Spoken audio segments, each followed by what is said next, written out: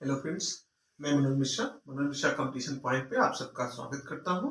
मित्रों, आज हम लोग जानेंगे कि ब्रह्मांड में जो तारे हैं और वो जो हमें आकाश में दिखाई देते हैं ऐसे खुली आंखों से तारे, और वो कई ग्रुपों में बटे हुए होते हैं, कई ग्रुपों में समूहित होते हैं।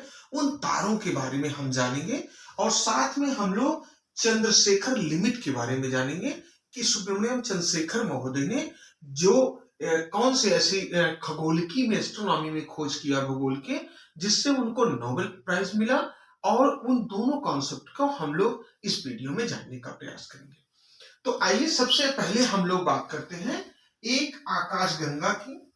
जो आकाशगंगा जिसे हम लोग गैलेक्सी नाम से जानते हैं, उसे हम लोगों ने अभी पढ़ा। इस गैलेक्सी में हम आपसे बात किए कि इसके बाहरी भुजा में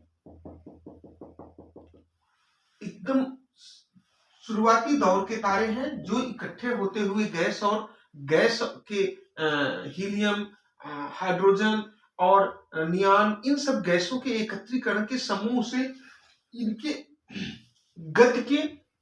गति और इस समूहन से, पदार्थों और गैसों के समूहन से और आकाशगंगा के गति के कारण ये समूहित होकर ये तारे बने। और ये तारे अपने एक फेज में आगे बढ़ते हैं। यहाँ मध्य भुजा में वो युवा तारे कहलाते हैं और अंतिम भुजा में वो वृद्ध तारे कहलाते हैं। तो तारों का ये क्रम बना होता है।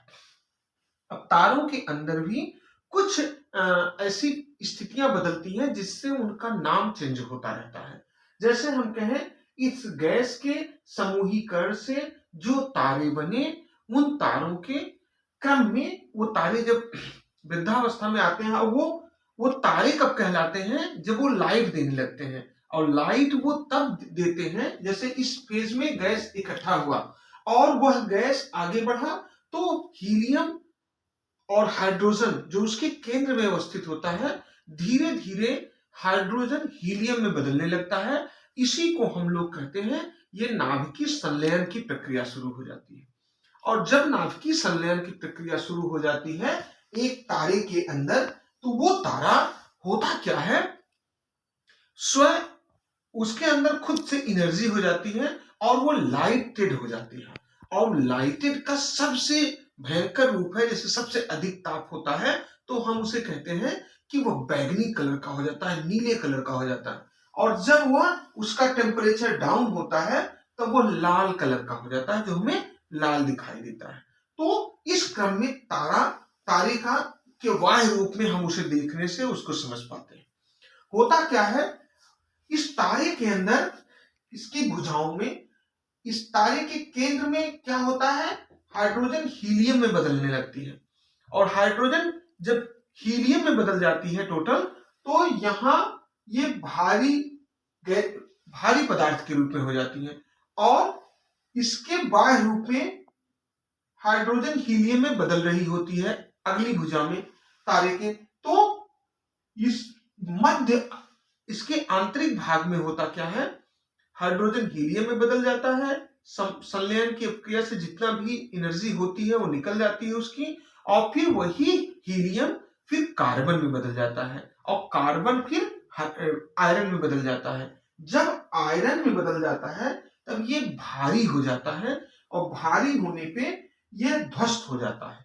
लेकिन आयरन में बदलने से पहले ही इसका कलर एकदम लाल हो जाता है और इसे हम लोग रेड जियांट नाम देते हैं इस तारे को उस फेज में, जिसे हम कहते हैं यह रक्त दानव है। रक्त दानव का नाम देते हैं इसको, रेड जियांट, एकदम लाल हो जाता है। फिर होता क्या है, यह तारे का एकदम उस फेज में आ जाता है कि यह लाल तारा दिखाई देता है और साथ में जब इसकी भुजाओं में भी हाइड्रोजन हीलियम में बदल जाता है और आयरन हो जाता है सब कुछ, तो ये ध्वस्त कर जाता है। इसकी इस ध्वस्तीकरण को हम सुपरनोवा का नाम देते हैं। तो हम लोग ये जानते हैं कि अगली फेज में गैसों के समूहन से तारा बनता है, उसके अंदर नाभिकीय संलयन होता है और हाइड्रोजन हीलियम में बदलता है, हीलियम कार्बन में बदलता है, कार्बन आयरन में बदलता है और आयरन की स्थिति में आते आते वह रेड जियांट या रक्त दानव बन जाता है और उसके बाद तारा ध्वस्त हो जाता है।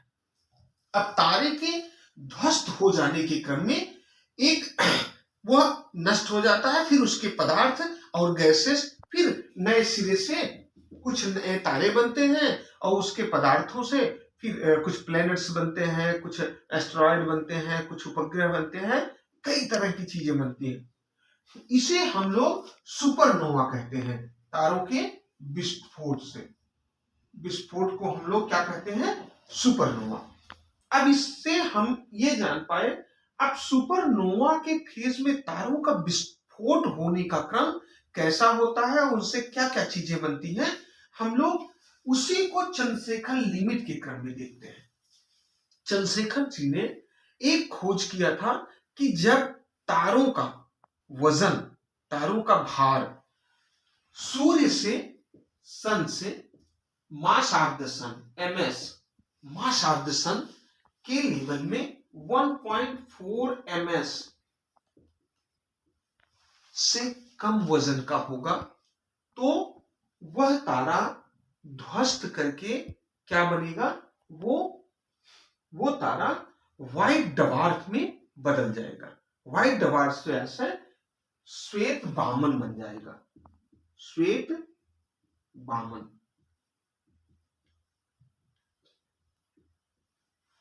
और यही श्वेत वामन बाद में काला वामन बन जाएगा।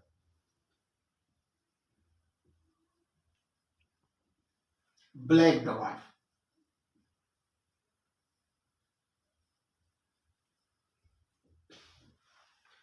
ये लिमिट चंद्रशेखर लिमिट कही गई कि 1.4 ms का जो भी तारा होगा से कम वजन का तारा जो होगा वह श्वेत वामन बनेगा। वही श्वेत वामन आगे चलकर ब्लैक डवार्फ या काला वामन में बदल जाएगा। इसके अलावा श्वेत वामन और फिर वो काला वामन बन जाता है। तो इसके अलावा या जब हम बात करते हैं कि 1.4 ms से अधिक वजन का जो तारा होता है वह टूटने के बाद या ध्वस्त होने के बाद, वह सुपरनोवा फेज में आने के बाद उससे क्या बनते हैं? तो 1.4 ms के ऊपर के जो तारे होते हैं, वजनी तारे होते हैं, उनके अधिक गति के कारण उन तारों के अंदर से मुक्त इलेक्ट्रॉन बाहर हो जाते हैं, अर्थात इलेक्ट्रॉन वो निकल जाते हैं, उसके अंदर से इलेक्ट्रॉन बाहर हो जाते हैं। तो उसके नाभिक में न्यूट्रॉन बचे होते हैं और प्रोटॉन। तो न्यूट्रॉन के बचने के आधार पे इसे हम लोग न्यूट्रॉन स्टार कहते हैं और इसी को एक नाम और दिया जाता है जिसे हम पल्सर भी कहते हैं, पल्सर। तो इस क्रम में हम लोग देखते हैं कि तारे का एक अपना जीवन है जो गैसों से आगे बढ़ता है और वह अपने ओल्ड एज में पहुंचकर सुपरनोवा के फेज में आ जाता है और सुपरनोवा के क्रम में वो ध्वस्त होता है। ध्वस्तीकरण के बाद इनके वजन पे आधारित, ms पे आधारित इनके रिजल्टेंट होते हैं। अगर 1.4 सूर्य के द्रव्यमान से कम का तारा होता है तो उससे श्वेत वामन बनता है जो बाद में काला वामन बन जाता है। इसके बाद 1.4 सोलर द्रव्यमान से जो अधिक वजन के तारे होते हैं उनकी गति और वजन के क्रम में उनसे इलेक्ट्रॉन बाहर हो जाते हैं और उसके नाभिक में न्यूट्रॉन ही बचता है। तो हम इसको न्यूट्रॉन स्टार या पल्सर कहते हैं। तो इस प्रकार हम लोग चंद्रशेखर लिमिट को जाने कि जो 1.4 ms का होता है और तारों का ये अपना जीवन होता है। तो इस तरह हम लोगों ने देखा कि कैसे तारे का जीवन एक गैलेक्सी में आगे बढ़ता है, गैलेक्सी अर्थात आकाशगंगा में आगे बढ़ता है और वह अपने ओल्ड फेज में जाके सुपरनोवा या ध्वस्तीकरण की स्थिति में पहुंचता है। उसके पहले जब उसके नाभिक का हाइड्रोजन खत्म हो जाता है और वह पीक पे होता है, तो वो रेड जियांट की अवस्था में आ जाता है और उसके बाद वो विस्फोट कर जाता है सुपरनोवा से। विस्फोट करने के बाद उसका रिजल्टेंट चंद्रशेखर लिमिट से निर्धारित होता है। इसी को हम लोग चंद्रशेखर सीमा कहते हैं, जिसके लिए सुब्रमण्यम चंद्रशेखर जी को नोबेल प्राइज मिला था। तो आज हम लोग neutron life of the stars and Chandrashekhar limit के बारे में जाने। तो थैंक यू।